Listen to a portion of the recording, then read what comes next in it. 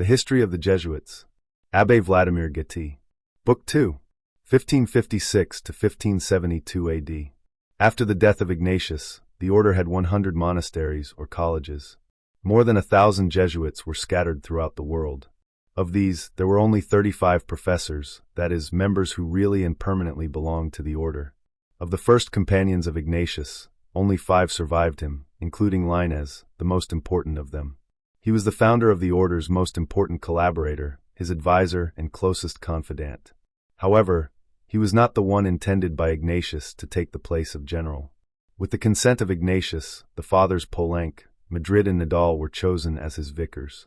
One might have thought that they would conduct the affairs of the order after the death of Ignatius, until the election of the general, but Lainez succeeded in taking their place and having them choose him as vicar. By virtue of this title, he appointed the congregation to elect the general. The war that broke out at that time between Paul IV and Philip II, King of Spain, prevented the Spanish professors from coming to Rome, and the congregation did not take place until 2 years later. It was very important to Lainez that the Spaniards should be present. Among them were his strongest adherents. These 2 years of the interregnum were spent in constant discord. Bobadilla, who had many adherents, was especially opposed to Lainez. He maintained that the order should be governed by the 5 former professors appointed by papal bulls, and that Lainez had no right to assume the power which he had used despotically. The solution of these disputes was sought from Cardinal Carpi, who recognized Bobadilla as right. As a result, Lainez had to govern in collaboration with Ignatius's old companions and with the professors who lived in Rome. These internal discords made it desirable to elect a general as soon as possible. Since the Spaniards could not go to Rome, the Jesuits wanted to meet in Spain or Portugal. Loretta or Avignon were also proposed. When Paul IV learned of these intentions, he imagined that the Jesuits wanted to leave Rome only in order to escape his authority and act secretly. He ordered a list to be made of all members of the order living in Rome and forbade them to leave the city without his special permission. In 1557 the war between Paul IV and Philip II ended, and the king allowed the Spanish Jesuits to go to Rome for a general congregation. This meeting opened on June 19, 1558. On July 2, the day of the election, Cardinal Pacheco presided in the name of the Pope. Lainez received 13 electoral votes out of 20 and was declared general. Poulenc was elected admonitor, assistants, Madrid for Italy and Sicily, Nadal for Germany and France, Gonzalvo for Portugal, Brazil, Ethiopia and India, Poulenc for Spain. Several decrees were then made, among others, regarding the teaching of theological sciences. Ignatius prescribed the Summa of St. Thomas Aquinas to be guided. Lainez resumed this part of the rules, but added that the master of sentences should also be explained, and that if in time a more useful and decent course of theology should appear, it should be accepted after mature consideration.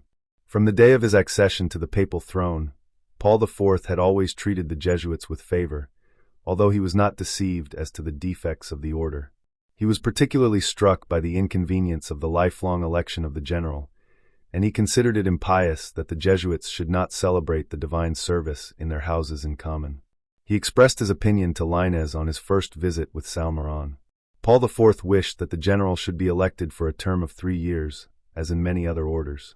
The Pope's proposal was reported to the General Assembly by Cardinal Trani and unanimously rejected. The congregation decided that the general should be elected for life and communicated its decision to the Pope in a memorial, in which it tried to cover up its disobedience with respectful expressions. "We all," this memorial says, absolutely unanimously, without exception, decided that it would be much more fitting for our order for our general not to be replaced until his death. Lainez and Salmeron presented this memorial to the Pope. "You are insubordinate," he said to them gravely. "You are obstinate and instigators of heresy. I am very much afraid that some sectarian will come from among you." 18. He insisted on his wish that the general should be elected for 3 years, and added that the Jesuits should watch their future conduct and not count too much on privileges that they might lose at his command or that of his successors. This speech, says the Jesuit historian, made them fear that something would be done that would be harmful to the order or its rules. But the Pope was more than 80 years old, he adds, and so the Jesuits decided to patiently await his death and increase their respect. They had not long to wait. The following year Paul IV died, and Pius IV took his place. As for the common worship which Paul IV wished to introduce among the Jesuits, they refused it, in accordance with the views of their founder. But following the policy of respect which they had adopted, they began, it is said, to celebrate the liturgy with a choir, but they abolished it immediately after the death of Paul IV. If we are to believe the Jesuits, the most knowledgeable cardinals explained to them at that time that they should not confuse a simple order of the Pope with a decree of the Holy See. The distinction is quite fair, which does not prevent us from noting, however, that the Jesuits, who always professed their devotion to the Pope, from their very first steps managed to resist the will of Paul IV. At the very first general congregation, Lainez made important changes to the statutes of the order. He obtained for the general the right, first, to conclude all kinds of transactions without a general council, second, to comment on and explain the statutes, and his interpretations have the force of the rule itself, third, to draw up new rules and cancel the old ones, fourth, to have prisons for the confinement of those whom he considers guilty of violating the rules of the order. These changes formed the basis of the despotic power which the general of the Jesuits thenceforth exercised. They undermined the work of Ignatius at its root, and gave rise to all the abuses which have corrupted his order. The responsibility for them must therefore fall rather on Lainez than on Ignatius, who seems to have tried in every way to protect his disciples from the arbitrary exercise of the central power. Lainez destroyed all guarantees of justice at one blow, and obtained the most unlimited power that man has ever enjoyed. In the hands of a clever politician, this power inevitably gave him enormous advantages in business. Lainez did not recognize limited power and developed this anti-Christian theory at the Council of Trent, which he attended as theologian of the Holy See. The Council of Trent was assembled to consider the reforms which the world then wanted. It drew up excellent rules, but took no measures proportionate to the gravity of the circumstances. The Protestants wished to be present as parties, not as defendants. The Pope and the cardinals would not admit them on these terms, and therefore the Protestants sent none of their leaders. The Roman court and the various governments exerted a pernicious influence upon the council, which prevented it from producing the benefit expected from it. Much time was spent on dogmatic questions, and some of the congregations or sessions resembled scholastic tournaments, in which the theologians only tried to show off their learning. Lainez distinguished himself by the strangeness of some of his views. The Council of Trent lasted 21 years. Convoked by Paul III in 1545, it was interrupted and resumed several times.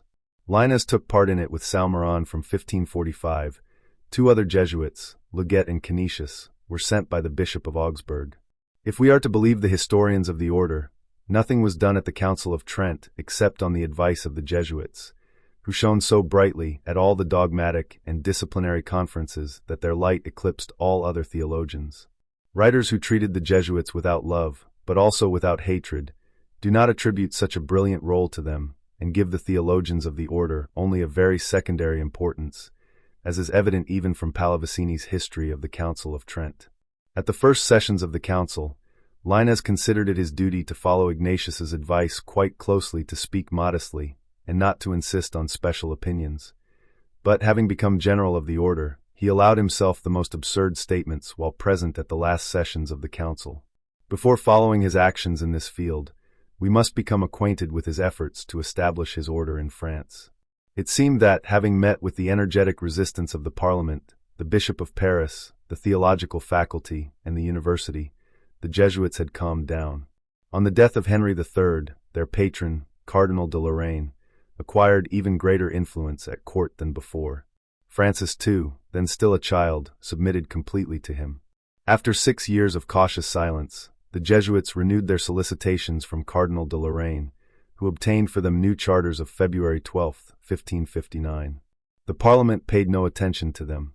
On July 10, 1560, Francis sent them new charters from Amboise, in which he ordered the Parliament to proceed to the examination of the said charters and bulls without changes or delays, and without new royal demands.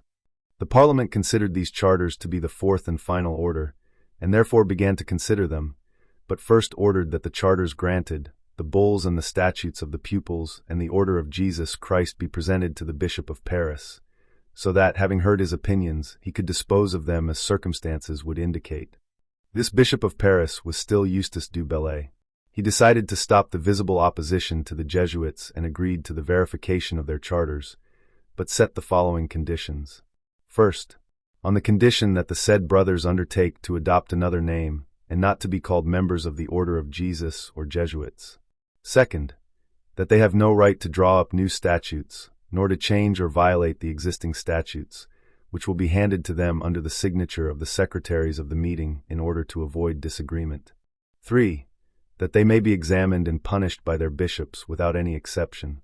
Fourth, that they should not have the right to read and explain the Holy Scriptures, publicly or privately, except after having passed the test of the theological faculty of some renowned university and having received permission from the bishop. Fifth, that they expressly renounce all privileges already received or to be received hereafter, namely, those which they consider granted to them by the bull of Pope Paul III, given in Rome on October 16, 1549, since these privileges would be contrary to the above. Sixth, and that they now and henceforth obey the general laws without violating the rights to income, dues, taxes, and any other rights of secular rulers. These conditions deprived the Jesuits of their true character and even of their name. Thus the Bishop of Paris rejected them in reality, under the pretext of the conditions laid down for their acceptance. The university, invited to discuss in corpore the question whether the new order should be admitted or rejected, decided for total rejection, on the grounds of the privileges which gave the Jesuits the right to an exclusive and dangerous existence.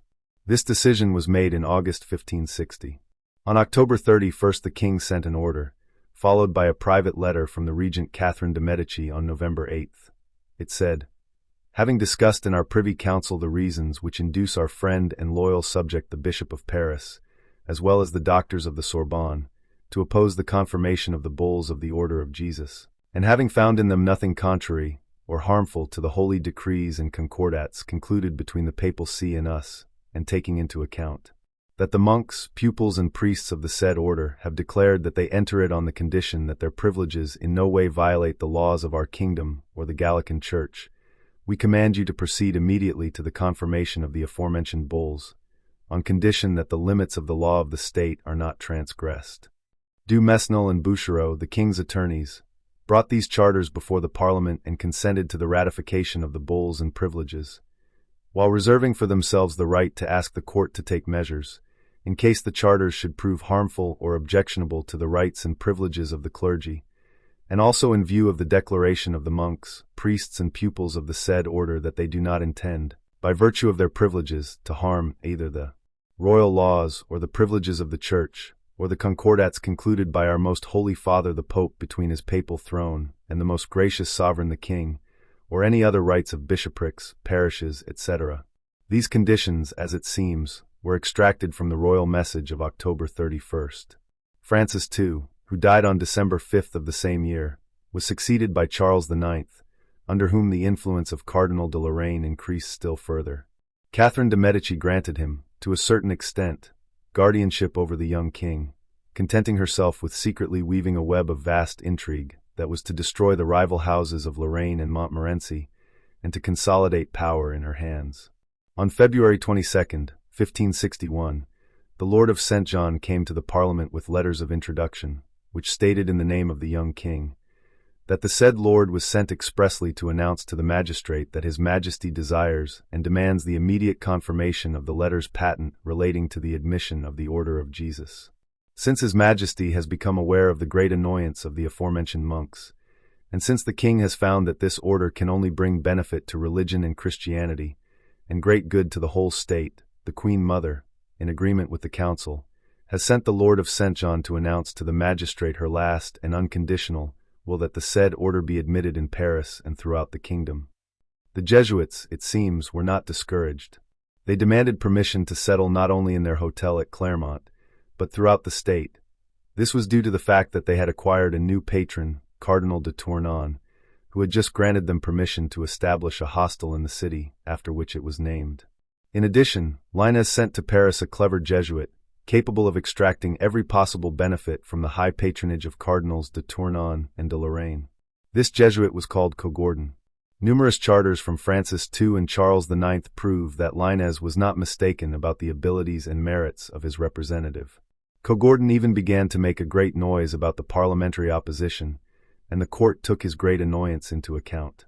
The Parliament was not one of the timid, and in spite of the new royal orders, decided that, without prejudging the case of the inheritance of the Bishop of Clermont, which was being contested by the Jesuits, the latter could appeal for confirmation of their order either to the assembly at Poissy, which was to take place in the near future, or to the General Council, which it was decided to complete. The colloquy of Poissy was convened under the influence of the Chancellor de l'Hôpital. This great man was convinced that wise and true reforms were the best means of saving France from the bloody wars and turmoil that were devastating Germany. Seeing that politics, strife, and 1,000 conflicting interests had interrupted the Council of Trent and made it impossible to count on it, he advised the government to summon Catholics and Protestants to a conference at which the latter could expound their views without fear of any violence. This conference, or colloquy, took place at Poissy near Paris. The Pope looked askance at the undertaking of the French government, but thought it best to conceal his displeasure, and sent the Cardinal of Ferrara as his legate to the colloquy. The sessions had already begun when this prelate arrived. He sent Lainez ahead of him as a theologian. The latter came to France with the intention not so much of taking part in the sessions as of working for the legal admission of the order. The chairman was Cardinal Tournon, so Lainez could hope that the colloquium would approve his order, and thus overcome the resistance of Parliament to the legalization of the Jesuit order in France. At the sessions at Poissy, Lainez distinguished himself with only one speech, in which he declared that public meetings were dangerous, and characterized the Protestants with four Italian words: lupi, volpi, serpenti, assassini, that is, wolves, foxes, snakes, and murderers. Theodore de Bèze responded to these rudenesses with cruel sarcasms and the most bitter irony. Lainez tried in vain to force the Protestants to go to Trent for the renewal of the council. He was happier in his efforts for the order. The question of confirmation was not raised at the colloquium, and there is nothing in the minutes of the meetings that refers to it. But just before the dissolution of the assembly, Cardinal Tournon and the Bishop of Paris submitted an opinion on September 15, 1561, signed in their name by Nicolas Breton and Guillaume Blanchy, the usher and secretary of the colloquium. Here is the most important point of this document. The Assembly, in accordance with the opinion of the Court of the Parliament of Paris, has accepted and accepts, approved and approves the above-mentioned order, as an order in a college, but not as a newly established religion, on the condition that they take another name and are not called the Order of Jesus or the Jesuits, that the leadership over them, as well as the judicial and disciplinary power, belong to the diocesan bishop, who has the right to expel and remove from the said order members who have transgressed the law in any way and who live badly, that the brothers of the said order, neither in spiritual nor in secular affairs, do anything harmful to the bishopric, chapters, trustees, and parishes, as well as to universities, as well as to other faiths, that they should undertake to submit completely to the general laws, renouncing all their own jurisdiction, and in advance and precisely renounce the privileges granted to them by bulls and harmful to the above-mentioned demands. Otherwise, or in the event of receiving new privileges, those now existing lose all meaning and force. Eustache du Bellay made no concessions on these terms. The Jesuits were admitted to France on condition that they should not be Jesuits, nor bear that name. They had met with complete failure, in spite of their intrigues and their powerful patrons. However, the opinion of the colloquy gave them the victory, and they hastened to present it to the Parliament on January 14, 1562, which on February 13 recognized them as the heirs of Dupuis, Bishop of Clermont. At the same time, the Parliament of Toulouse confirmed the deed of gift of the Bishop of Tournon, which granted them the College of Tournon. But both parliaments admitted them only on the conditions detailed in the opinion of the colloquy of Poissy. The Jesuits had to submit, at least in appearance. They opened their college in Paris with the inscription on the pediment, College of the Order of the Name of Jesus, hoping by this subtlety to satisfy the condition that forbade them to call themselves the Order of Jesus or Jesuits. They opened free courses to compete with the university, and were successful, perhaps because of their methods of teaching, or perhaps simply because of their novelty. They appointed the most able of their number to give lectures. Maldenat, famous for his interpretations of the Gospel, read philosophy, and Michael Venegas, literature. The colleges of Bilham, Mauriac, and Tournon reached a brilliant state in a very short time. In addition, several Jesuits traveled around France at the same time as missionaries. The most famous of them were Passivin and Edmond Auger, who published a catechism in 1562, in which he put in the title, Brother of the Order of the Name of Jesus. Auger was born at Brie, and had a wit and talent for literature, which led Ignatius to appoint him professor of poetry at the college in Rome. In 1559, he was sent to France with Fathers Roger and Pelletier. They were charged with the task of touring the southern provinces and bringing glory to the order by combating the Protestants. The Bishop of Pamiers made them teachers in the college of his diocesan city. They made excursions to neighboring towns and missionized throughout Languedoc. It was then that they earned the patronage of the Bishop of Tournon and acquired many adherents in a region where the struggle between Catholics and Protestants was particularly strong and passionate. The ardent zeal of the new preachers was most suited to the fanaticism of the Southerners, who looked upon them as fearless defenders of the Catholic faith. Therefore, they soon acquired colleges in Toulouse, Rhodes, Pamiers, and many other cities. Lainez left France immediately after the colloquy at Poissy and visited the institutions of the order in Belgium and Germany. In August 1562, he was at Trent, where the council was to resume its sessions. The legates presiding over it were in a hurry to finish it before the arrival of the French bishops. They did not want reforms, and the colloquy at Poissy had shown that in France they were considered necessary. The legates, moreover, intended to undertake a campaign against the episcopal authority and, at its expense, to extend the rights of the Pope. They knew well that the French bishops and scholars would rise strongly against such pretensions. Therefore they hastened to build their batteries. Lainez was chosen to deliver the decisive blow. This honor rightly belonged to the general of the order, which had the pretension to be considered the papal army.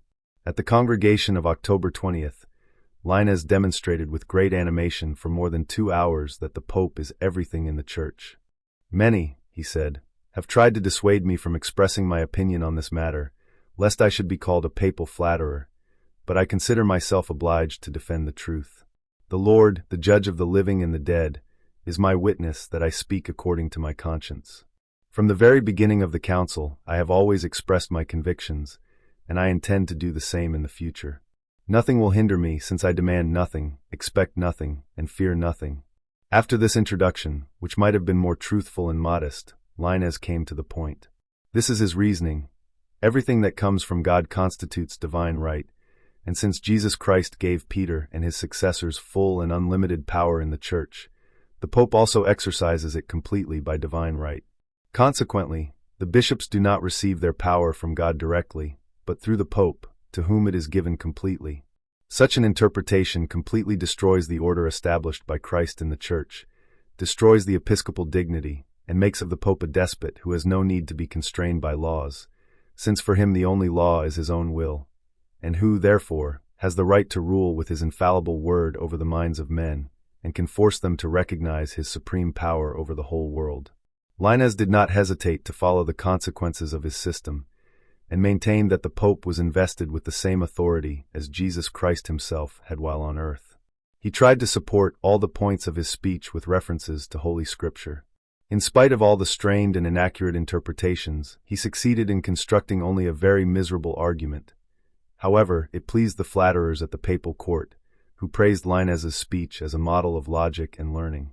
The Jesuits exhausted their entire stock of rhetorical figures in extolling the eloquence of their general. But many bishops and theologians, who had no such reasons for admiration, found this chef d'oeuvre heretical and full of the basest flattery. Eustace du Bellay, together with several professors from the Sorbonne, arrived at the council before his countrymen. He did not hear Lainez, as he was unable to attend the session due to illness. When he heard the contents of his speech, he exclaimed, "At the very next session I will object to this doctrine, unheard of in former times, and invented only 50 years ago by Cajetan in order to obtain the cardinal's hat. This doctrine was condemned by the Sorbonne.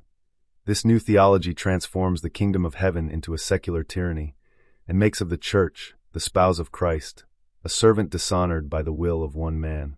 To say that there is only one bishop by divine right, and that he distributes their power to others, is the same as saying that there is only one bishop, and all the others are only his vicars, whom he can recall at will. I want to persuade all the fathers of the council not to allow the final destruction of the episcopal power, which is already sufficiently degraded. This is what all these monastic societies are striving for, which appear everywhere and so greatly undermine the dignity of bishops.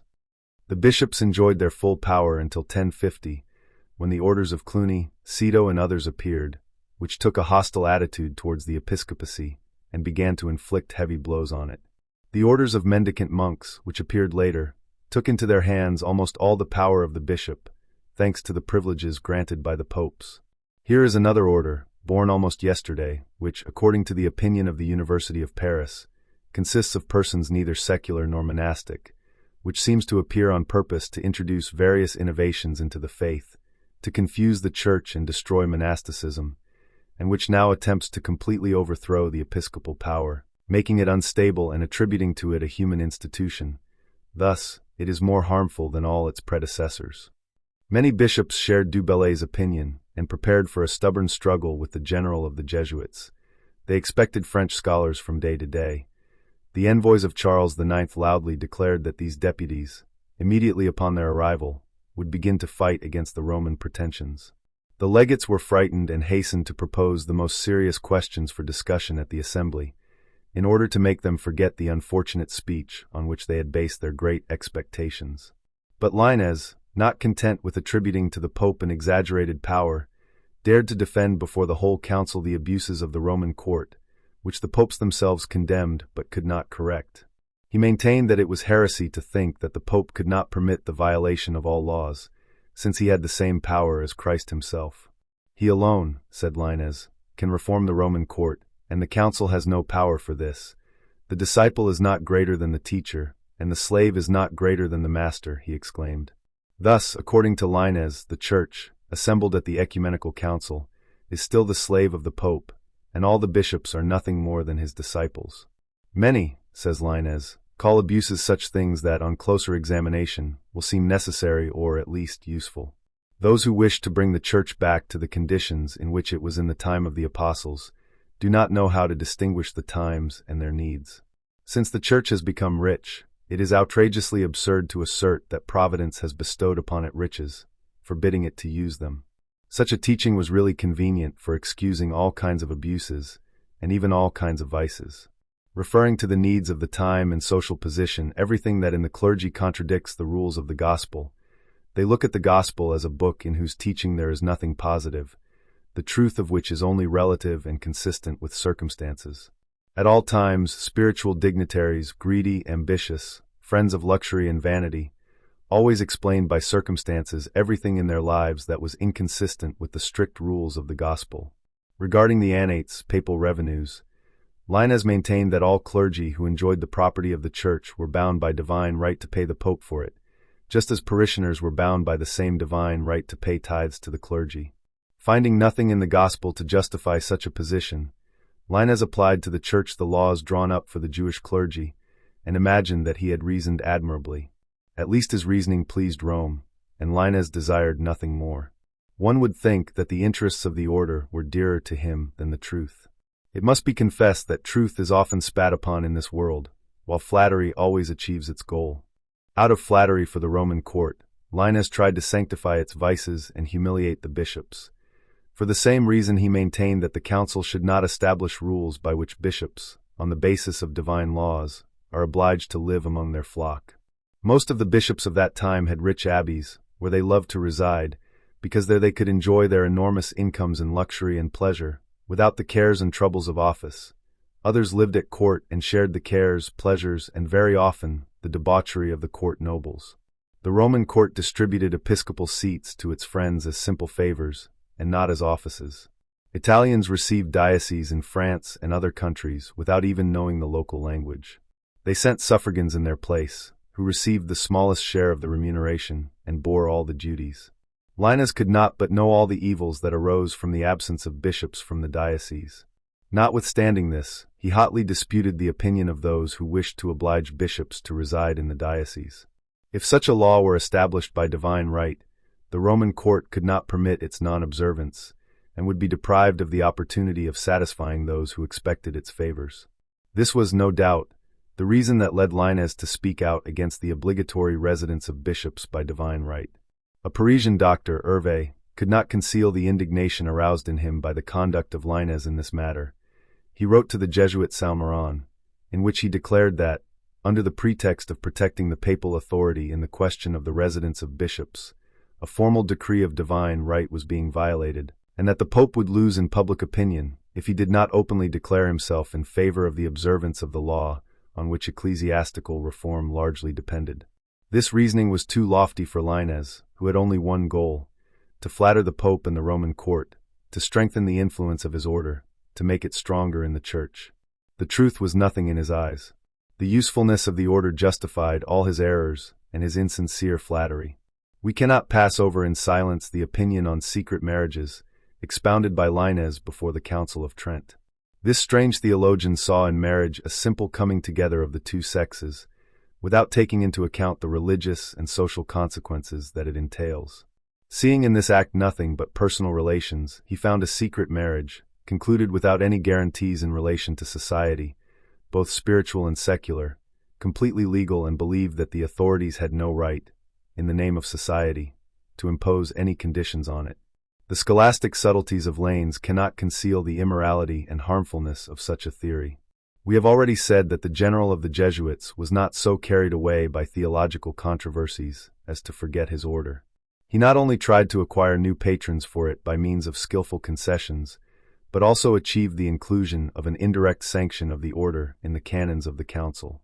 Having established certain rules concerning monastic orders, especially concerning Novitiate 19, the Council added the reservation that it had no intention of interfering with its decrees with the statutes of the Pious Order of Jesus, approved by the papal government.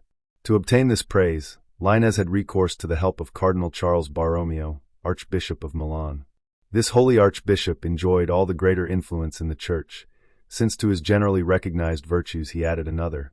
He was called the nephew of Pope Pius IV. Pius did not inherit his predecessor's dislike of the Jesuits, and considered them as the army of the papal throne. Vladimir relates that on one occasion, before his election, the Pope said to the Portuguese ambassador, "When anyone enters the order, the Pope should give him a salary as if he were his soldier." Charles Borromeo shared his uncle's opinion. He was only 22 years old when he was appointed Archbishop of Milan in 1560, and 25 when he recommended the Jesuits to the legates presiding at the Council of Trent. He ended his letters to them with the following words: "You know that these fathers are very humble and very devoted children of His Holiness and of the papal throne, and moreover, that I protect them. Therefore, I declare to your lordships that I will accept any favors shown to them as if they were shown to me personally, and I ask you to look upon them as people whom I strongly recommend to you." The Jesuit Pallavicini, quoting this extract from the letter of Charles Borromeo, adds, "The cardinal proved his attachment to the order until his death." The reader will see how true this statement is. Thanks to the recommendation of the Cardinal Archbishop of Milan, the Jesuits were honored with the above-mentioned commendation of the Council. Borromeo proved by his actions that he really considered the Jesuits as he had described them in his letter. He founded a college for them in his diocesan city, and added to it the rich Abbey of Verona, which he had renounced in their favor. He entrusted them with the management of all the seminaries he had founded and assisted in the founding of many colleges, especially in Lucerne and Fribourg. His confessor was a Jesuit named Jean-Baptiste Ribera, who, no doubt, missed no opportunity to maintain the good will of his spiritual son for the order. It is said that this Jesuit was completely unworthy of the confidence of the holy archbishop, who had to shamefully expel him from his palace for the crime of bringing fire from heaven upon Sodom. Borromeo did not hold the whole order guilty of the sins of one of its members, and again chose as his confessor a Jesuit named Adorno. But the Jesuits cannot tolerate having a single criminal in their midst, so they immediately plotted against the pious archbishop, their benefactor, to avenge their brother, who, they said, had been unjustly condemned. If Ribera was really innocent, why did the holy archbishop expel Ribera, and why did Father Adorno become suspicious of the order, not taking Ribera's side? Charles Borromeus took up the reform of the Church seriously, and strove to restore true discipline to the clergy and the flock entrusted to him. He published the wisest rules, and what was best of all, he himself set an example of all the virtues he recommended. His actions, like his writings, were of a truly evangelical character. He was especially careful that the sacraments, the sources of grace, should be received with such a disposition of soul as would make them useful to those who receive them. His instructions to confessors are imbued with such profound wisdom that the French clergy in General Assembly decided to print them in order to counteract the harmful influence of the Jesuits in this matter, as we shall see later. The Jesuits had nothing to reproach the holy archbishop for except his excessively strict morals, and they decided to attack him from this side. They sent a certain Father Mazzarino to Milan, who spoke furiously against him. Another Jesuit, the confessor of the Milanese governor, set the latter against the archbishop. Borromeo limited himself to informing the Jesuit Mazzarino's superiors of his extravagances and criminal antics. He asked them to give the dissatisfied Jesuit some good advice, and as far as possible, tried to excuse Mazzarino's satires, attributing them to his bad and hot-tempered character. Instead of fulfilling the just demand of the man to whom they owed so much, the Jesuits sent Mazzarino to Milan the following year to preach. This preacher occupied the pulpit in the chapel of the college, and began to speak again, with even greater passion. His convenient and indulgent morality attracted crowds of women, and in general, people who wanted to acquire the external appearance of piety, without caring about its spirit. Borromeo warned the preacher through the provincial and the rector that he would watch his sermons, and that if the Jesuit did not correct himself, he would forbid him to preach in his diocese. Mazzarino, in a rage, began to attack the archiepiscopal spies who came to spy on him, and openly declared that he depended only on God and his superiors. Finally, Borromeo wanted to put a stop to such impudence, and began to make inquiries through the courts regarding the preacher's teaching. The Milanese Jesuits hastened to spread false reports in Rome favorable to Mazzarino. For his part, Borromeo wrote to Cesare Spiziano, the apostolic protonotary and agent of the archbishop in Rome, a letter from which we have extracted the facts we have set forth. Spiziano was a virtuous and skillful man, and subsequently became bishop in Navarre and Cremona. He went to the general of the Jesuits, who promised to recall Mazzarino to Rome, but then, at the urgent request of a Milanese lady, Countess Didamia, left him in Milan. Borromeo wrote again to his agent, complaining of this failure to keep his promise. Soon after, he described all the intrigues of the Jesuits, who, through the governor, had brought such fear to the parishioners that they did not dare to be witnesses in the trial brought against Mazzarino. At the same time, the Jesuits were soliciting good reports about him everywhere, and had set their whole army of bigots of both sexes on their feet. They tried to remove the case from the jurisdiction of the archbishop and transfer it to Rome. Borromeo agreed to this and sent all the documents. The conduct of the Jesuits at last opened the eyes of the good archbishop, and he wrote to his agent, "As to what you write to me about the order, I confess that I have long seen that it is threatened with rapid decline unless measures are taken. I am only too well convinced that there are very bad and very crazy people in the order. You write that if I went to Rome, I would be of some use in the matter of reforming this order, but I am convinced that I would achieve nothing, since I have become suspicious to them as a result of this affair with Father Mazzarino. They would say even more against me if I interfered in matters that concern them so closely. And yet it is necessary that others should have a hand in these matters. It is well known that the Jesuits maintain that their order has always remained in its original state of zeal, and has never needed reformation. Charles Borromeus was of a different opinion. Numerous facts will prove to the reader that he was right, and that the Jesuits systematically close their eyes to the vices of their order when they so arrogantly grant themselves patents of constancy and virtue. Father Mazzarino was condemned at Rome, in spite of all the intrigues of the Jesuits in his favor, but they succeeded in having the Archbishop of Milan ordered not to make the sentence public, so as not to injure the order and prevent it from doing good. In order to humiliate the Holy Archbishop, the letter in which Cardinal Savello declared that such was the Pope's wish was addressed to him by the governor, an opponent of Charles Borromeo. By this the Jesuits showed too clearly that Savello's letter was written under their influence. The Pope, in whose name it was written, had nothing to do with it, and personally told Borromeo that he wished the sentence of the court against Mazzarino to be translated into common language. The Archbishop of Milan, having learned the true sentiments and principles of the Jesuits, took away from them the seminaries entrusted to them in his diocese. His nephew and successor, Frederick Baramy, distinguished like his uncle for his high virtues, took away from them the colleges that were in the diocese of Milan. We will see that other bishops, some of the most eminent, treated the Jesuits in exactly the same way. Chapter 2. 1564 to 1572. The Jesuits were admitted to France under conditions which they did not wish to observe. From the very beginning they began to apply and practice the mental reservations which their theologians had afterwards raised to the level of theory. This was known, and therefore, at their first steps, they met with numerous obstacles from the wisest and most virtuous men, who were not deceived either as to their aims or as to the means which they employed to attain their ends. They solemnly pledged not to violate the rights and privileges of the university. Incidentally, the university enjoyed the right to permit the opening of new scientific and literary institutions and to control teaching in them. Only those institutions that had permission from the university were included in it and had the legal right to teach. The Jesuits did not wish to ask openly for the permission necessary to begin lectures at the College of Clermont in Paris. No doubt they hoped that the university would not dare to enter into a struggle with people patronized by Cardinals Lorraine and Tournon. If, in time, the university found fault with the order, which had lost such powerful patrons, it would produce its secret diploma. At that time, a certain Saint Germain was the rector.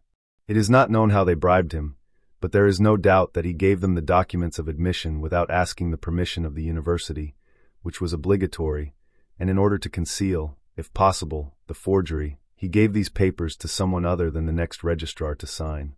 All these intrigues remained secret, when suddenly, on October 1, 1564, the Jesuits opened their College of Clermont with great ceremony. Saint Germain was no longer rector.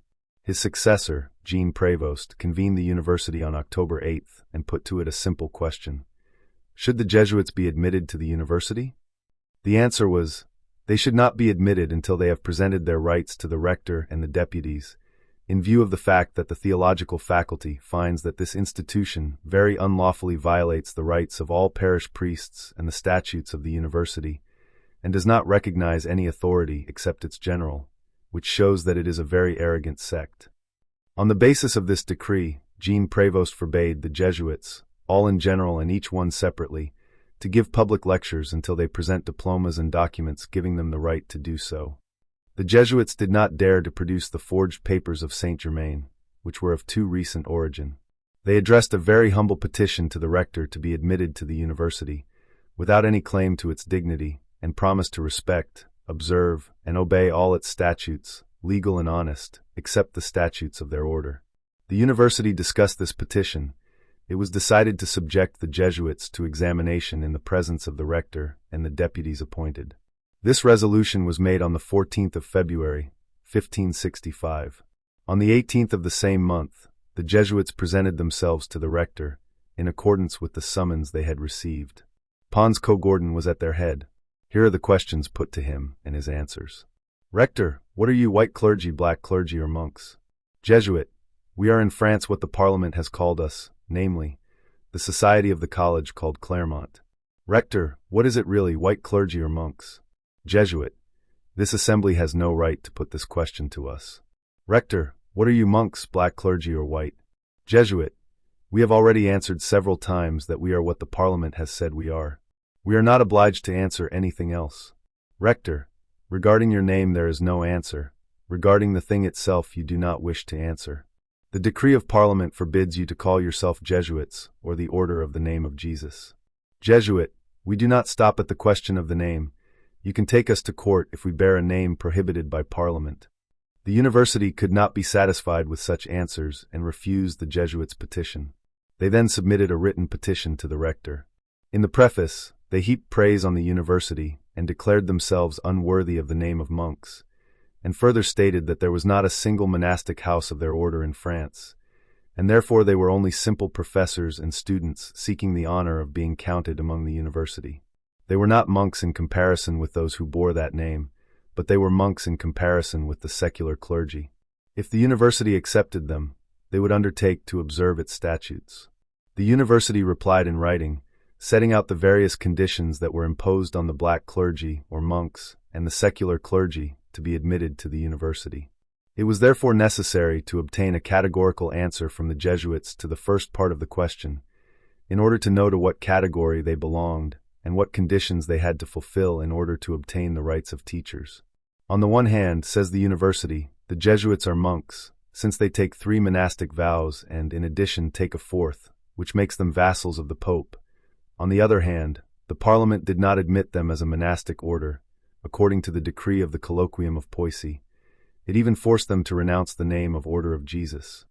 Under such conditions, the university is not in a position to make a legal decision. Moreover, the university adds, the act of admitting the Jesuits is annulled, since they have violated the conditions. They continued to bear the forbidden name and violated the rights of the university, by lecturing on theology without the permission of the theological faculty, and on literature without having an academic degree. If the Jesuits are monks, the university concludes, they cannot be added before they are admitted to France. If they are not monks, then the Bishop of Clermont did not bequeath his property to them for the establishment of a college in Paris, since he bequeathed it to the monks. The Jesuits did not dispute these arguments, but submitted a petition to Parliament that the rector and deputies of the university be ordered not to oppress or disturb the Jesuits, nor to forbid the said petitioners to read, or their students to listen to, lectures until the court, after due consideration of the case, has pronounced and announced its verdict. This petition gave rise to the famous trial. Proud of their powerful patrons, the Jesuits warned the university at the end of their written replies that they would sue it to obtain the right to teach freely.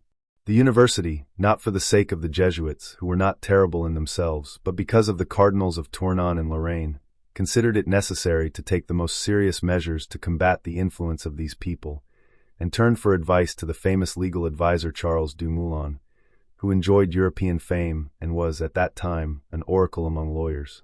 He was asked the question, should the Jesuits be admitted to France and to the University of Paris? Dumoulin replied that not only would this not bring any benefit, but, on the contrary, would be very dangerous for France and for the university. He explained this opinion with the following reasons.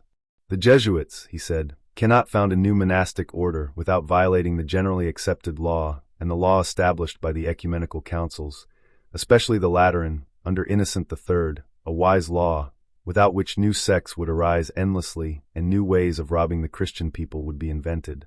The laws of the state are repugnant to them, as are the laws of the Church. Parliament has clearly expressed itself on this issue. The popes themselves and the most famous scholars realize that the establishment of new monastic orders is contrary to the good of the Church. The welfare of the state and the Church of France does not permit the appearance of a new order in it, for it would soon spread throughout the country, which is already too burdened with monasteries. Since the Jesuits consider themselves superior to all other orders, they would make rapid progress. Only a few years ago the Congregation of the Minims, which began so modestly, now has rich monasteries throughout France. The Jesuits would succeed even more, burdening the poor people with their exactions. Since their order is largely composed of foreigners, especially Spaniards and Italians, there would soon be a mass of spies among us, which, according to the law, is sufficient reason even for the rejection of bishops who are canonically elected. As for the statement of the Jesuits that they have only colleges, then, according to the exact meaning of the laws, no college can be opened without legal permission, and also a college that is not opened cannot receive inheritances. The Jesuits not only want to lecture without the permission of the university, but also to preach without the permission of the bishop and the doctors of theology. As the basis of their teaching, they spread among the people, and especially among women, their catechism, which contains some superstitions in order to encourage them and incite them to violate the decrees for the pacification of the country. Therefore, nothing could be more harmful than allowing the Jesuits into France and the university. Here is a summary of the consultation of Charles Dumoulin, signed by 6 of the most famous Parisian lawyers: Pusquier, Robert, Deschamps, Canaille, Duvert, Dumesnil, and A. de Thou. These lawyers themselves, at the request of the university, presented an abridged opinion, in which they expressed themselves to the effect that the laws of the university do not allow the admission of a society of a strange and bastard nature, neither secular nor monastic, and that one cannot rely on the promises of the Jesuits, since these promises are given only to allow this sect to penetrate the country, and are never fulfilled. The Jesuits, for their part, were also preparing for the trial. They managed to win over the ordinary lawyers of the university, who had to entrust his case to Etienne Pusquier, who was very talented, but very young. He was only 24 years old. One Jesuit, an Auvergnat named Cagnier, one of the boldest petitioners, prepared many notes in defense of the order, and Verzoris took on the conduct of the case. The case was heard in Parliament on February 20th. The prosecutor Bourdon gave his opinion, which was that no innovations should be made until the court, after hearing the parties, gives an order. 7 days later, Parliament agreed to this postponement. Then the Jesuits brought the university before the Parliament. The case was heard on March 29th. The bishop and parish priests of Paris, the mendicant monks, the Paris hospitals, the city itself, in the person of the merchant aldermen, petitioned Parliament to be admitted to the trial, in order to protect their interests against the Jesuits. In particular, the parish priests tried to prove that the word college, used by the Jesuits, concealed their ambitious plans, and that they kept their novices in these colleges for a very long time, with the aim of attracting their wealth to their institutions. If they do this now, they said, they will come up with even worse things later. The first to speak was Versoris, the advocate of the Jesuits. In praising these monks, he asserted that their order was composed of saints, that Providence itself had inspired Ignatius with the idea of founding it to combat the heresies of Luther and Calvin, that the humility, disinterestedness, and devotion of its members should serve as a guarantee that they would violate no one's rights and never abuse their privileges, that their only aim was the good they did, obeying the laws and observing the conditions by which they were admitted to France. Relying on the decision of the Colloquium of Poissy and on the royal charters granted, he proved that the Jesuits were admitted to the state by law.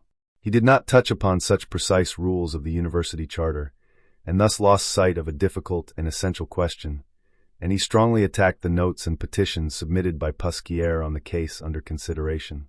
Pusquier answered his adversaries' insults with wit, and excused them by his great devotion to the religion of the Jesuits, but drew the attention of his hearers to the fact that Versoris had only trumpeter, the praises of his clients, without really coming to the question which he had to express precisely, which he himself had done.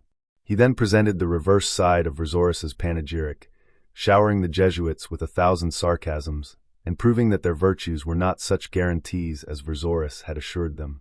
Pusquier spoke so wisely and wittily that he dealt the order a terrible blow with his speech. The advocate du Mesnil, having entered upon the question which had been so long occupied by the two adversaries, discussed it with all the gravity of a judge. His speech differed only in appearance from that of Pusquier. As to the facts and articles of the law, he was in complete agreement with him. In conclusion, he came to the conclusion that the Jesuits should be expelled from the country, and advised the founding of a secular college with the capital left by the Bishop of Clermont. The Jesuits were alarmed by this conclusion, and also by the disgust with which they were treated by the Parisian clergy, the university, the judiciary, and the citizens. They appealed to their protectors and sent to the court at Bayonne Father Passivine, one of the most active members of the order. At that time, he was touring the southern provinces of France with Father Edmond Auger, and was vigorously agitating against the Protestants. Passivine asked for royal charters for the bishop and governor of Paris. The Pope himself put in a word for the same. At Bayonne, Charles IX and Catherine de' Medici were then consulting with the Duke of Alba. It seems that the famous massacre, which took place shortly after, on the St. Bartholomew's Day massacre, was then decided upon. Philip II and Catherine knew that they could count on the Jesuits in such matters, and therefore Passivine easily obtained what he asked for. The Parliament found itself between two fires. On the one hand, clear and precise laws which it could not openly violate; on the other, the will of powerful people which it could not ignore. President Christopher Devoux decided that under such circumstances it was necessary to pretend and postpone the matter. The investigation was postponed for a week, and in the meantime it was decided that everything would remain as before, that is, the Jesuits would continue their teaching.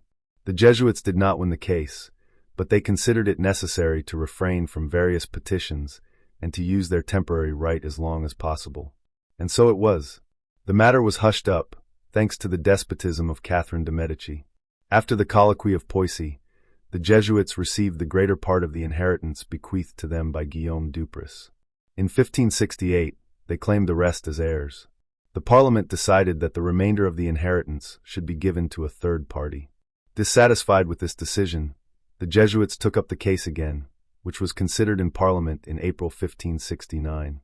Filleul, their lawyer, made a eulogy to the Jesuits, but Devoux and du Mesnil expressed bitter truths about these newcomers, who seduced people with wonderful skill, and from whom everyone fled as from a fire when they decided to legalize their residence in France. Du Mesnil openly accused them of appropriating Duprez's enormous wealth by cunning. The Parliament did not dare to disobey the order of the terrible Medici, and did not pass any decision. A few years before this time, the Jesuits had acquired a new patron, the Cardinal de Bourbon, Archbishop of Rouen, whom they later, under the League, wanted to make king, under the name of Charles X. This prelate invited Passivino to preach in Rouen, and gave him the means to open a college in that city. The court granted charters to the new institution, but the canons, parish priests, city magistrates and monastic orders immediately petitioned the Norman Parliament that these charters should not be confirmed. A new lawsuit arose, ending de jure in the condemnation of the Jesuits, but de facto in leaving the gift of the Archbishop of Rouen at their complete disposal. The decree of the Rouen Parliament proves that the Jesuits no longer pretended. They no longer called themselves modestly disciples of the Order of the Name of Jesus, as they had done before the Parisian Parliament, but acknowledged themselves priests and monks of the Order of Jesus. That the gift of Cardinal de Bourbon was made to Father Passavino, rector of the College of Avignon, and that the Provincial of France, Olivier Manard, permitted him to accept this gift. Thus the Order of Jesus, as such, was admitted to France, contrary to the laws and in spite of the general opposition. The conduct of the parliaments is not at all surprising, if we know the secret relations which existed at that time between the Jesuits and the court. The policy of the Chancellor de l'Hospital, who wished to prevent the revolution by introducing sensible reforms, gave place to that of the de Lorraines. The Duke of Guise and the Cardinal de Lorraine insisted on the extermination of the Protestants by arms and the Inquisition. The Cardinals of Tournon and Bourbon were of the same opinion. They were joined by the Constable Montmorency and the Marshal Saint-André. Catherine de' Medici, absorbed in her dark intrigues, encouraged the waging of wars useful to her plans. At that time religious wars were devastating France. The Parliament opposed the introduction of the Inquisition so energetically that Cardinal Lorraine was forced to abandon this sinister intention. The Jesuits approved of religious wars all the more because their patrons were at the head of this movement. The disposition of the three cardinals towards the Jesuits was no secret to anyone. Montmorency and his son Danville took the side of the Jesuits at every opportunity. Once, when Ramus and Galland asked their intercession for the university, Montmorency answered dryly, "You would do better to imitate the Jesuits than to attack them." Danville informed the Jesuits, and they came to Montmorency when they were still deputies from the university. A heated dispute arose between them. Montmorency put an end to it by saying to the Jesuits, "I am not ignorant of what your order has suffered in France, especially since the schism has become evident. You must bear all these oppressions the more generously, since they are common to all honest people. Remember that all the great companions of God's Church have encountered, like you, numerous obstacles. If you continue to serve the Church in France with the same selflessness, you have nothing to fear. As for me, I will help you in everything." During these fatal wars, when fury and fanaticism darkened all France with grief and tears, the Jesuits everywhere kindled fanaticism, excited fratricidal strife, and penetrated into the Catholic troops to maintain their religious fervor. In 1565, Father Perpignan, a man of letters, theologian, and renowned philosopher, was sent to France to add luster to the College of Clermont. From his very first lectures, he addressed the Catholic youth with an appeal to support religion, which the reformers were threatening. The Calvinists greeted these words with hisses and shouts. The Catholics took the professor's side, and the clashes between the students seemed to be the harbingers of fratricidal wars. Both parties had been forming for several years.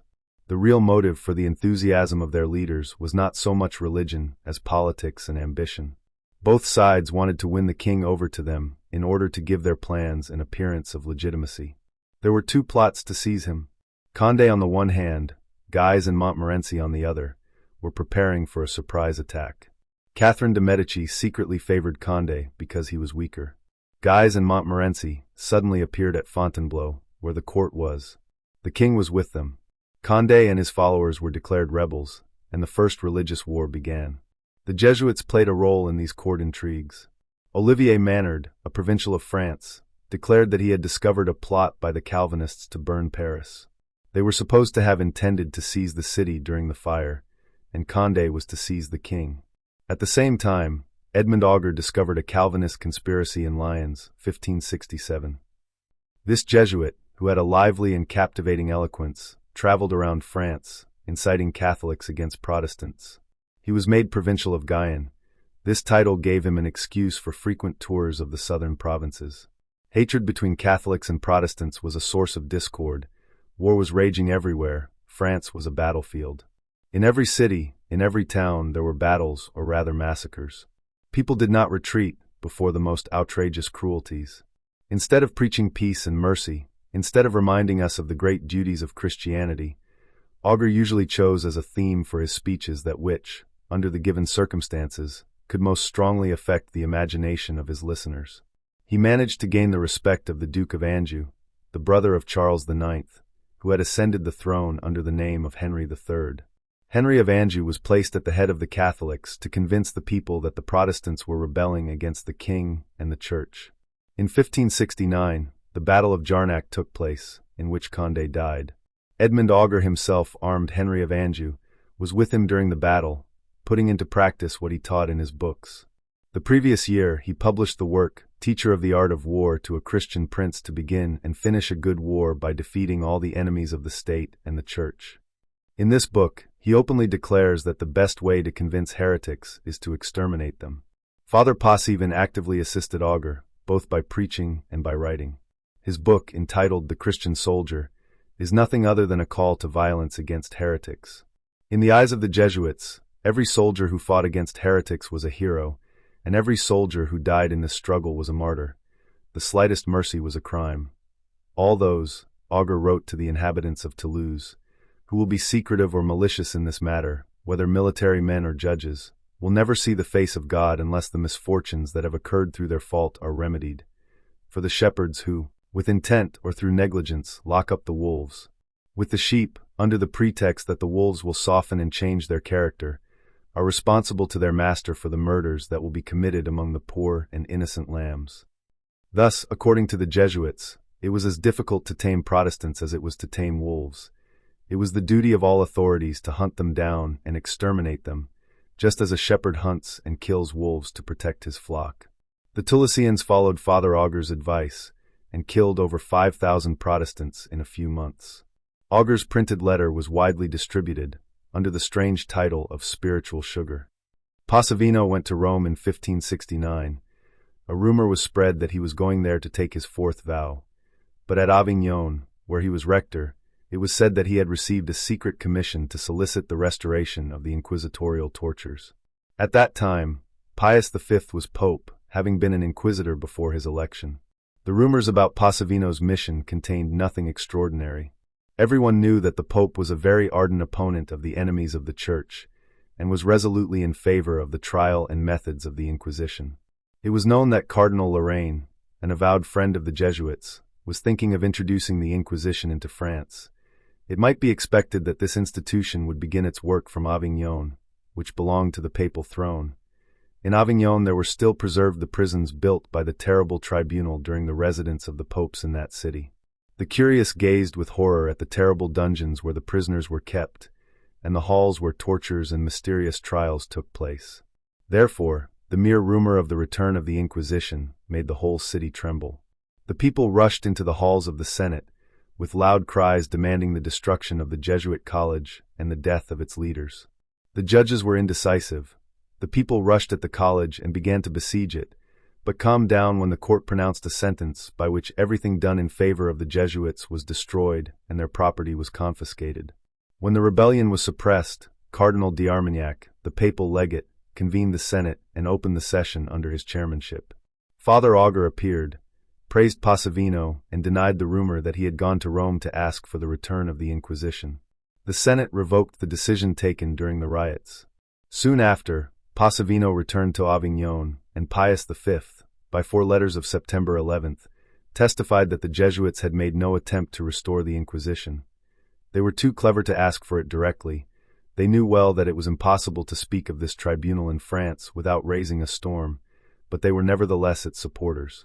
If the Inquisition had been introduced into France, they would have contented themselves, as in Spain, Portugal, and Goa, with betraying their enemies to it, leaving to others all the infamy of persecution and torture.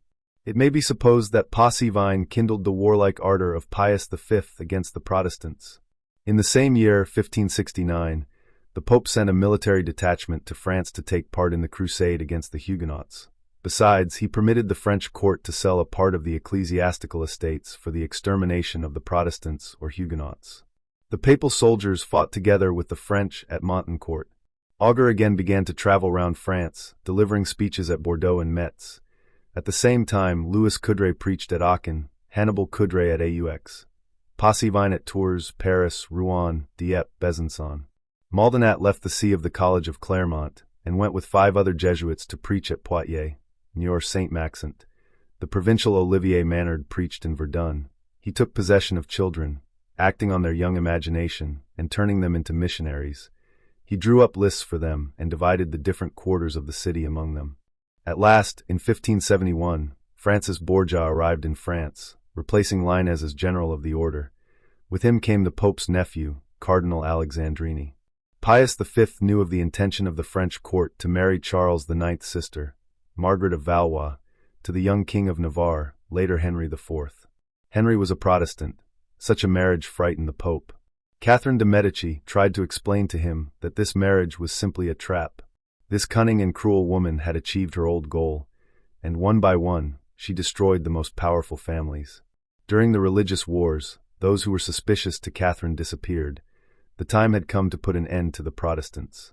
To do this, it was necessary to assure them that it was decided to live in peace with them, to lure all their leaders into a trap and destroy the whole party by killing its leaders, who constituted its true strength. By marrying the king's sister to the young Henry of Navarre, and by inviting the Protestant leaders to the wedding, she achieved what her impious policy had inspired in her. She wrote to Pius V that he should not be afraid of this marriage, which has a good purpose and will be useful to the Catholic faith. And when Cardinal Alexandrini arrived, Charles IX told him the same thing in a mysterious tone. "Then do what you say," Alexandrini replied, and went to give the Pope an account of the king's plans. When this cardinal learned in Rome of the St. Bartholomew's Day massacre, he remarked, "This is what the French king promised me." Did the general of the Jesuits know about the massacre? Did he approve of it? We have no information on this point, but it is certain that he came to France with Alexandrini. The marriage of Henry of Navarre took place in Paris. Coligny and the principal leaders of the Protestants were present. Then, on the 24th of August, 1572, the day of St. Bartholomew, this massacre, as vile as it was horrible, took place, which disgraces the annals of France. The massacre did not take place in Paris alone. Similar murders took place in many provinces. We do not meet a single Jesuit among the murderers, but did they not prepare this terrible drama with their sermons? One of the Jesuits, Maldenat, came to court at the very time when the blood was flowing. He was called upon to convert Henry of Navarre to Catholicism, but his persuasions had no effect. "Mass or death," said Charles IX. This argument decided the matter. Henry declared himself a Catholic, in order to soon become a Protestant again 21. Charles IX was succeeded on the throne by his brother Henry III, a man corrupted to the point of impiety and a bigot, who reached the point of the most stupid prejudices. Father Auger confessed and initiated him, despite his orgies. This low-minded and narrow-minded king, during his entire reign, wavered between Catholics and Protestants. The massacre of August 24th did not destroy the latter. Their party was joined by a great many Catholics, whose eyes had been opened by the St. Bartholomew's Day massacre. They understood that religion could not justify such crimes, and that it was only the cause of all the wars that devastated France. Without sharing the dogmatic views of the Protestants, they considered, together with them, a reform necessary and believed that a serious reform was the best means for restoring peace. But next to these sensible Catholics stood fanatics who dreamed only of war and massacre, and saw the salvation of the Church only in the extermination of the Protestants. They considered themselves exclusively Catholics, and called the rest politicians. Soon, both parties formed and prepared for the fight. The Catholic party took the name of the Holy Alliance, or League. Henry III, depending on the circumstances, switched from politicians to allies and back in turn. The Jesuits were the chief organizers and propagators of the League or Union, at the head of which was the Cardinal de Lorraine. The Cardinal and the Duke of Guise were the soul of the League. When Henry III ordered them to be killed and to enter into an alliance with the King of Navarre, to whom the throne was to pass according to the laws, the Jesuits swore hatred for both kings and, in revenge for the murder of their benefactors, transferred all their love to the Duke of Mayenne, whom they subsequently betrayed. Henry III was left with only Father Auger. In the next book we will describe these events in detail. Chapter 3. 1565 to 1572. Francis Borgia, who had accompanied Cardinal Alexandrini to France, became general of the Jesuits in 1565, the year of the death of Lainez and Pope Pius IV. This pope was very devoted to the Jesuits and gave Lainez the following bull, which is worth recording in history. "Beloved sons, in your explanation which you recently sent us, You say that Pope Julius III, our predecessor, granted your order the right to award to the students of his colleges, even to those that are not under the jurisdiction of the universities, the degrees of bachelor, licentiate, and even doctor, both in the faculty of arts and in theology. These persons, having been awarded the degree, can themselves engage in teaching and enjoy all the privileges, advantages, exemptions, liberties, and rights that, after a long and careful examination, university students usually enjoy. Further, you write that the intention of the Pope was that your students, although not at the university, should nevertheless enjoy all these privileges, so that there would be no difference between university students and your students. And since your colleges are located in many cities where the universities require a certain oath, which your students do not want and cannot take, they should not receive their degrees from the hands of the university rectors. Then, you explain that Pope Paul III, our predecessor, as is clear from his bull, exempted your order from any tithes and taxes, but since in the said bull he did not expressly express the difference between your monasteries and your colleges, which can and do have real estate, then you, fearing that later, when you want to make use of the aforementioned bull, you might be inconvenienced, you turn to us with a request to explain, confirm, and supplement the provisions of our predecessor. For these reasons, wishing to help your order to explain the meaning of the said bulls, and to put an end to the litigations that have arisen among you on this subject, we, according to the documents that we have examined, confirm and approve by our apostolic authority all the privileges, exemptions, and benefits contained in these bulls, and take under our protection all the colleges founded by you. Therefore, we completely renew the aforementioned bulls, granting you again the privileges you received from our predecessors, which we declare inviolable.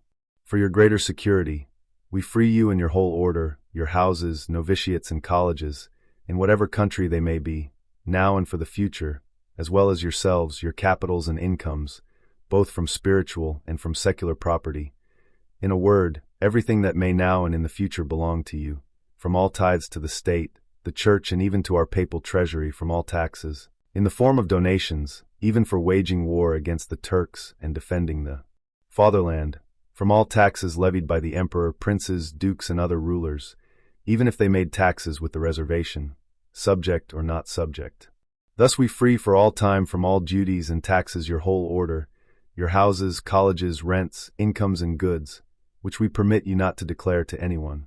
Moreover, we grant the right to your present general and all his successors, personally or through a person chosen by him, in all colleges of the order, both under the jurisdiction of the universities and in any other, wherever they may be, and in which literature and theology are taught, to honor students with the title of bachelor, licentiate, and doctor, with the condition, however, that candidates who have the means to do so will pay the said universities for the degree received. We extend the same privilege to students in institutions under the direction and leadership of your colleges. We want and demand that they enjoy all the privileges granted by our predecessor, Julius III. We forbid anyone to suspect or accuse our present charter and everything contained in it of forgery, concealment, invalidity under any pretext, at any time and anywhere, but we want it to always be looked upon as having come from the Holy Apostolic See and granted to your entire order in general and to each of you in particular. Likewise, all judges and commissioners, whoever they may be, even cardinals of the Holy Roman Church, are forbidden to interpret, judge, or determine this bull in any other sense. And if this happens, we declare invalid everything that they do, no matter by what authority their decisions are confirmed. Therefore, we command all our venerable brothers, cardinals, patriarchs, archbishops, abbots, priors, and all persons holding clerical orders, to publish this bull and all its contents, and to demand the strictest fulfillment of everything set forth in it, and also to help you enjoy all your privileges, exemptions, and benefits, and, under penalty of spiritual penalties for those who disobey, we most strictly forbid everyone personally or through authorized representatives to disturb your order, in general, and any of you in particular, regarding the above-mentioned privileges of yours. In case of need, we authorize you to appeal to the secular power for help, contrary to all the orders of the Apostolic Chancery to this effect, and especially to the permission beginning with the words, De non tolendo jur quaesido, as well as to the bull of Boniface VII, our predecessor, contrary to all the canons of the councils, both ecumenical and local, to all the statutes and privileges of monasteries, orders, universities, whatever they may be, contrary to all decrees by whomsoever they may have been made, by our predecessors or by ourselves, by the emperor, kings, princes, dukes, papal legates, or any other person invested with authority, contrary even to the Golden Bull and to that which begins with the words, Mare Magnum, etc. The Jesuits did not dare to use such bulls in France, but considered them obligatory both for France and for every Catholic country. They only did not demand its strictest observance because they were convinced that they would meet with insurmountable resistance both from the episcopal and civil authorities. But they did not miss the opportunity to make use of their imaginary rights and, as we shall see further, more than once entered into a struggle with the bishops in order to free themselves from their power, if they counted on the support of some powerful patron. In Italy, Spain, and all the states which in the Middle Ages acknowledged the supremacy of the Pope, and which, like France, had not firm and clear civil laws to protect themselves from Roman encroachments, the Jesuits intended to enjoy all their privileges without exception, to live independently of rulers and bishops, and to form an army obeying only their general and ready to fight with all whom he should point out as enemies. In order to ensure this existence, they raised to a theological theory the rights which the popes had used in the Middle Ages, and attributed a divine foundation to a power which was born of circumstances and destroyed by them. Some writers, and especially Cajetan, tried at the beginning of the 16th century to support by their writings a power which was falling before their eyes, but the Jesuits have the right to be considered the creators of the new system, subsequently called Ultramontanism. According to these theologians, the Pope is the universal sovereign, the rulers are nothing but his viceroys in secular affairs, and the bishops are his vicars in spiritual affairs. His power is unlimited, he can do whatever he wants, his will is law, and laws are not obligatory for him. He is infallible, his voice is an echo of heaven, he replaces Jesus Christ and has inherited all his power. In asserting this theory, the Jesuits were well aware that they were working for their own benefit. In order to act and enjoy his supreme power, the Pope needs a devoted, disciplined army, able to fight, struggle and act without embarrassment, without regard for either viceroys or vicars.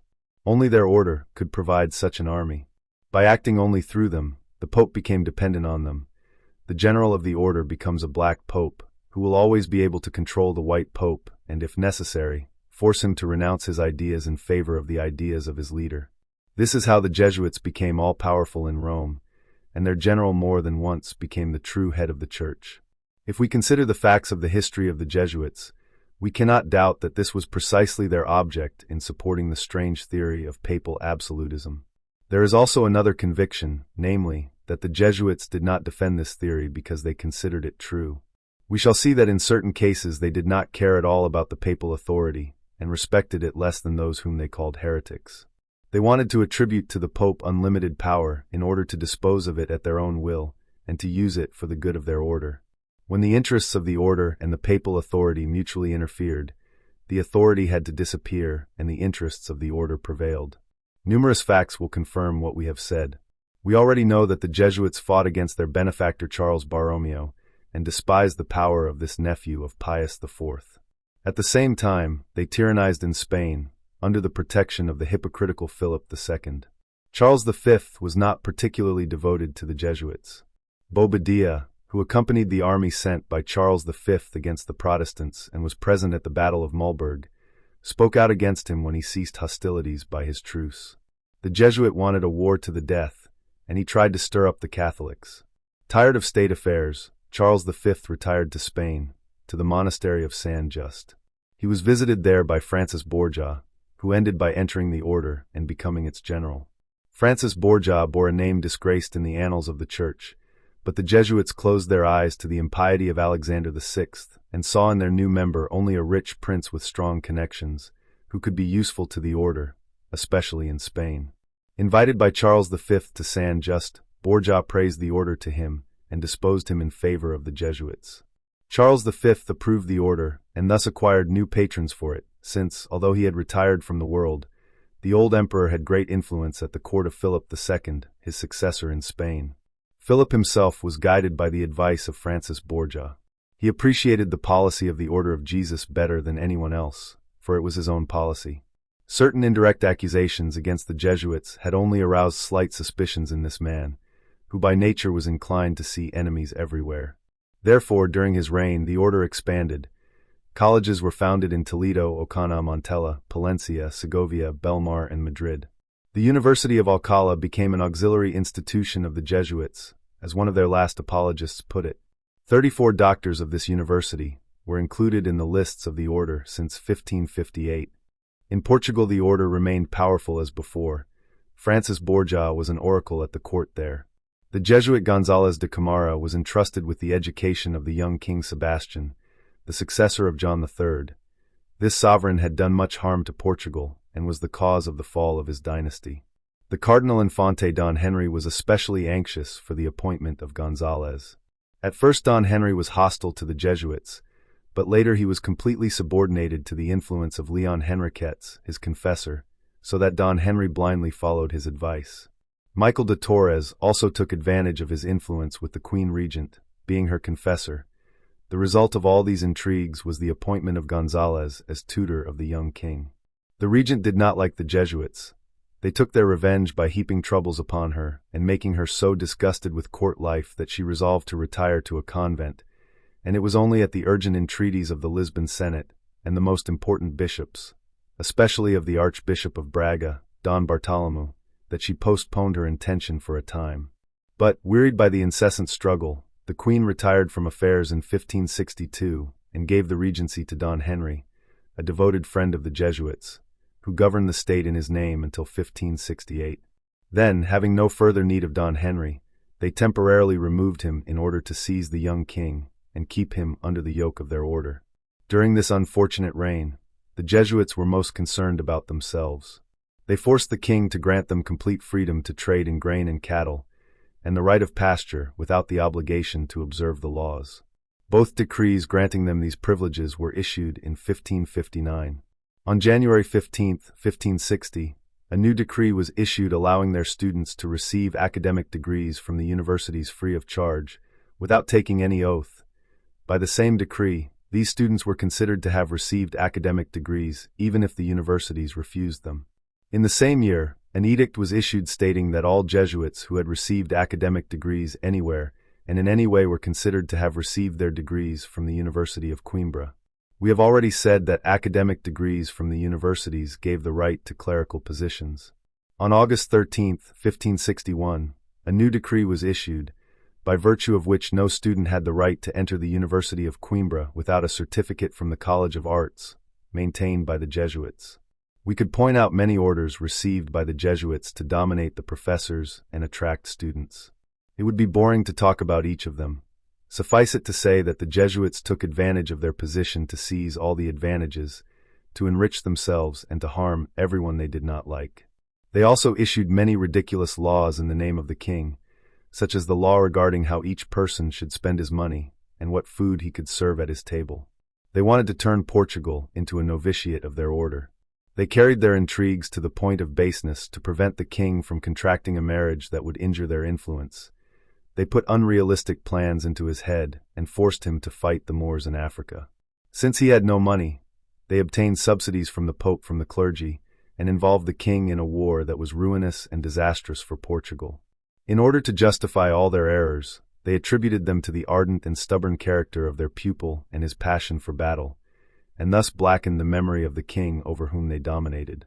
After Sebastian's death, the old Cardinal Infante Don Henry ascended the throne, but the Jesuits soon forced him to abdicate in favor of Philip II of Spain, and paved the way for the new sovereign with a series of terrible murders. The Pope absolved them of these sins and sent them a special indulgence. The Jesuits tried to deny these facts and called historians to support their words, but the archives revealed the truth after the expulsion of the Jesuits from Portugal. In Italy, the Jesuits grew as strong as in Spain and Portugal. Pius IV was blindly devoted to them, as is proved by the above-mentioned bull. When this pope ascended the throne of St. Peter, Lainez hastened to resign as general of the order. This was done, as it were, in fulfillment of the will of Paul IV, who had decided that the general should be replaced every 3 years.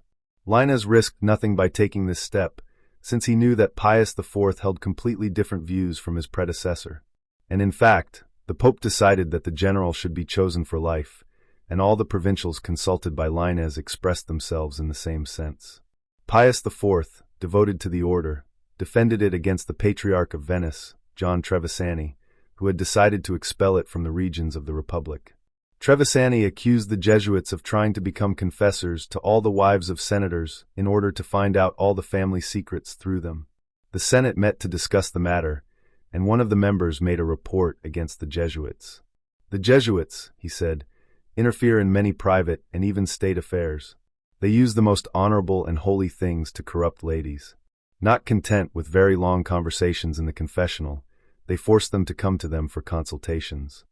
The speaker notes that the Jesuits try to attract especially women of the highest aristocracy. One can believe the truth of these accusations, because everywhere and always the Jesuits have given cause for such accusations. They found a protector in the Senate, taking advantage of the rivalry between the Senate and the Patriarch, whom they suspected of ambitious designs. Pope Pius IV intervened in this matter, and no measures were taken against the Jesuits, except for forbidding the wives of senators to turn to the Jesuits as confessors. In Bavaria they almost suffered the same fate. They were accused of very scandalous adventures. Under the pretext of mortification of the flesh, they organized in Bavaria, as in Spain, fraternities whose members exposed themselves indecently for self-flagellation. They introduced this custom even among women, and these penitents scourged themselves, mainly, in the churches of the order.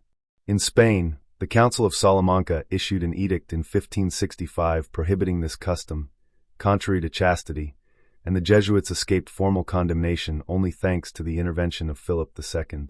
This crafty king defended them as much as he could, for his own sake. He did not think it necessary to support them too openly in his Dutch dominions, where, as elsewhere, the Jesuits were strongly opposed. Their first institutions in the country had no success. Their virtues, their zeal, their learning, celebrated as the chief cause of their success, always remained in vain, unless wealth and favors came to their aid. In the Netherlands the Jesuits had no right of property, without permission from the states. They settled at Louvain, in order to compete with the university. But in Louvain, as in Paris, their excessive privileges made them numerous enemies among the professors.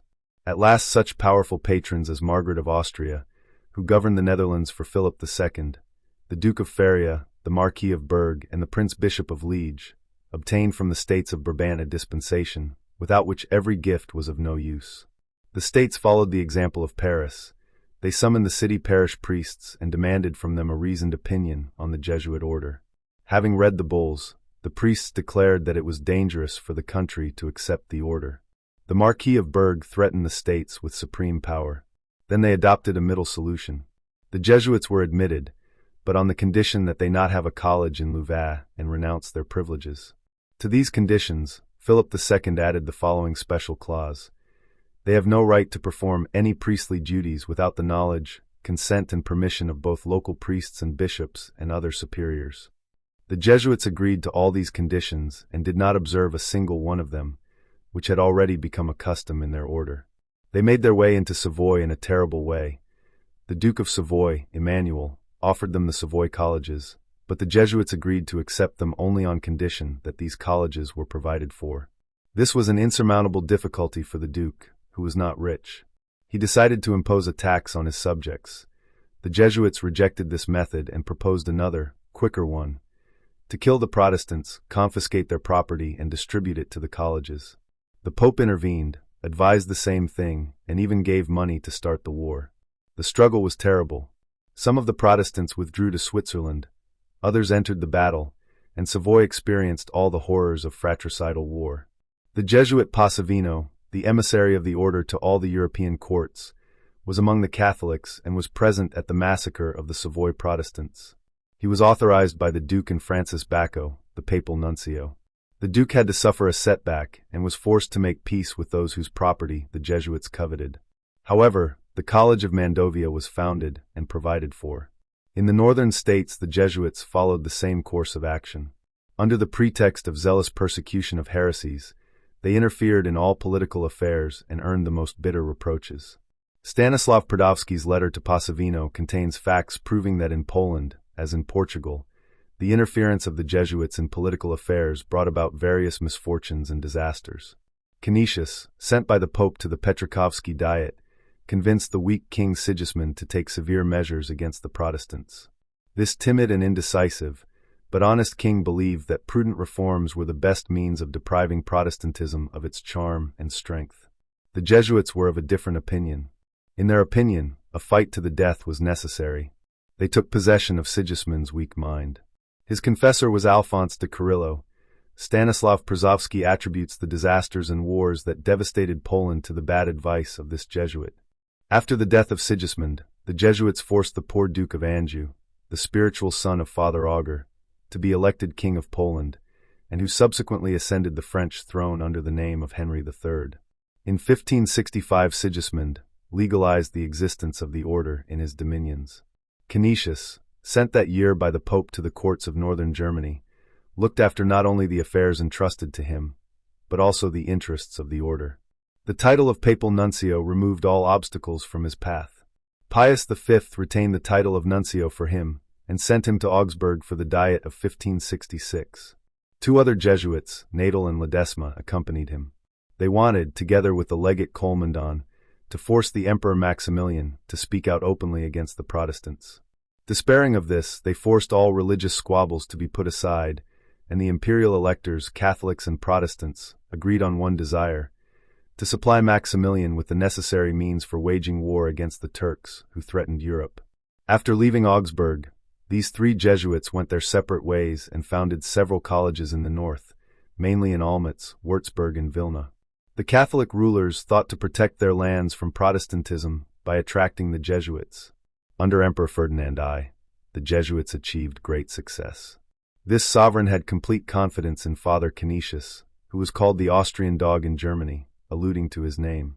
Canisius was eloquent, virtuous, learned, and very devoted to his order. His book against the history of Christianity, known as the Magdeburg Septuaries, and his Catechism, or Compendium of Christian Doctrine, are the most remarkable of his writings. He published some of the works of the Fathers of the Church and made notes on the New Testament. There were few so remarkable men among the Jesuits.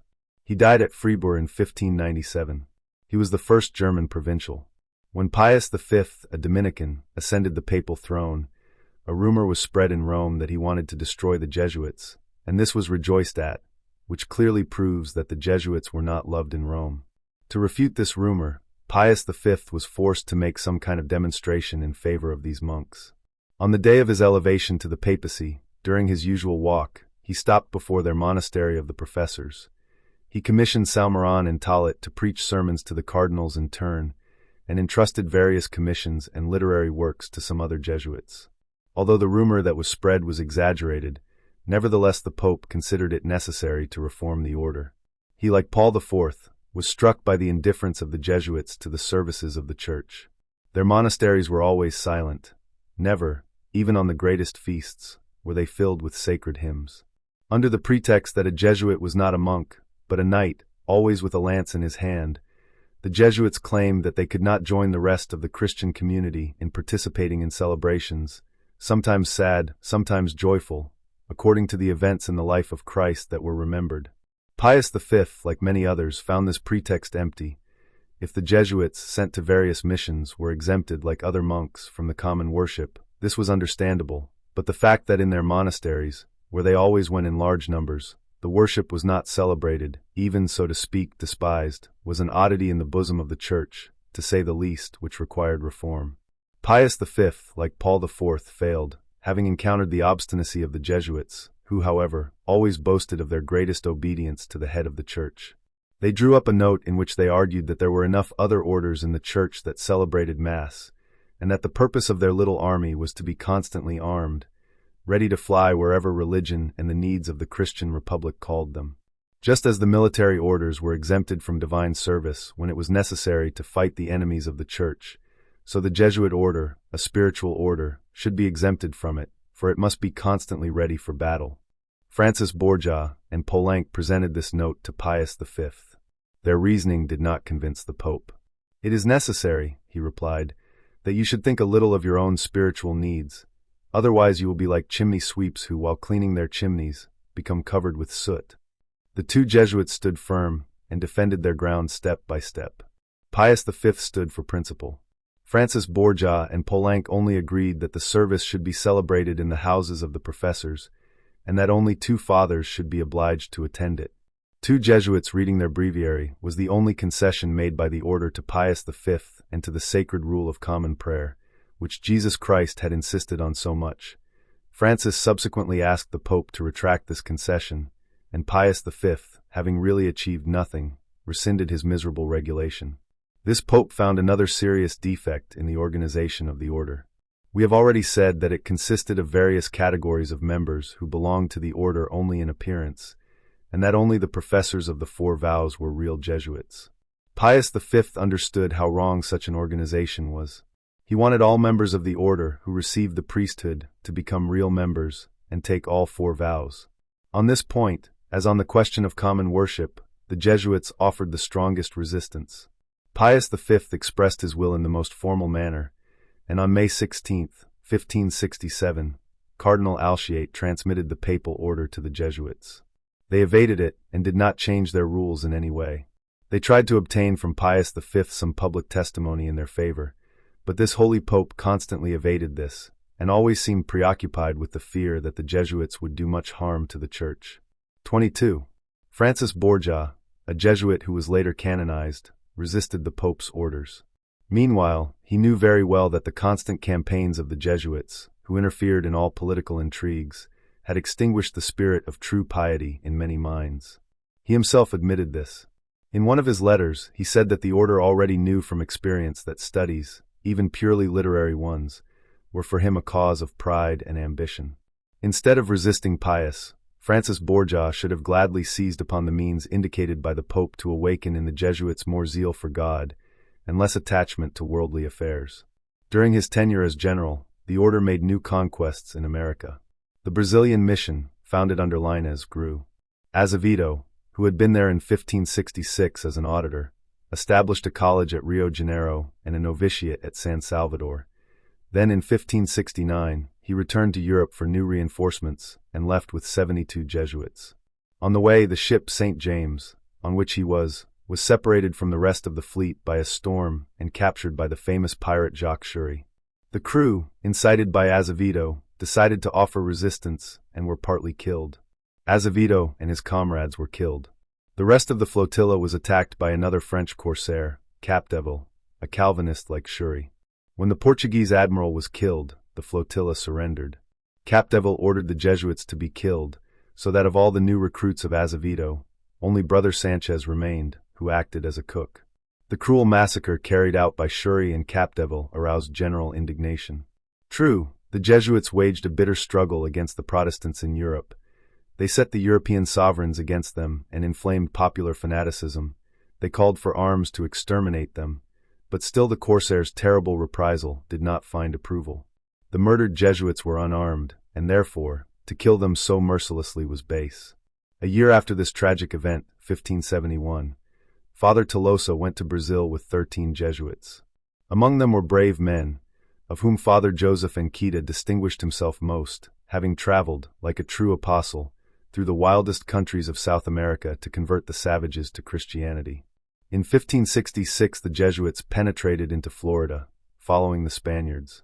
But the atrocities committed by the latter in this unfortunate country, during their first conquests in America, excited in the natives hatred for the name and religion of the Europeans.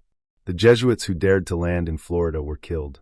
The Spaniards acted even more cruelly than these poor savages, whom Bartholomew Las Casas so eloquently defended. The Jesuits settled in Peru without any difficulty. The ancient kingdom of the Incas had been conquered by the Spaniards. In Lima, its capital, there lived an archbishop, and there were many churches belonging to the Dominicans. Philip II built a college and a church for the Jesuits in Lima. In Cuzco, the ancient capital of the Incas, in Paz, and in many other cities, monasteries of the order arose. Portillo was the head of the mission. Bartholomew Ferdinand and other Jesuits did not approve of his behavior and reported him to the general. Portillo was recalled, and the order continued to develop strongly in Peru. In 1572, Francis Borgia sent missionaries to Mexico, who settled in the main city, and began to make excursions from there to the natives. We will talk more about these American missions later, as well as the Japanese and Indian ones. Francis Borgia died in Rome on October 1, 1572. He was canonized. As a private individual, was he distinguished by those virtues so extolled by the Jesuits? Is their testimony worthy of belief, if they exalt themselves in the persons of those whom they seek to elevate to the status of heroes? We leave the reader to think about this as he pleases. Let us simply say that Pope Pius V, who was also canonized and who found that the Jesuit order needed reform, was hampered in this matter by Francis Borgia, who knew well that pride and ambition had greatly infected his order. When Francis was a general, Father Mazzarino was sent to Milan, who insulted St. Charles Borromeo in his own city, almost to his face. Francis Borgia did not heed the declarations of the Holy Archbishop of Milan, also canonized, who saw that his just demands were not being fulfilled, under the influence of an important lady, Countess Didamia. We could point to other facts, but these are enough to show that if Francis Borgia did not possess private virtues, he had too many qualities as a general of the Jesuits. Pope Pius V died the same year and was replaced by Gregory XIII.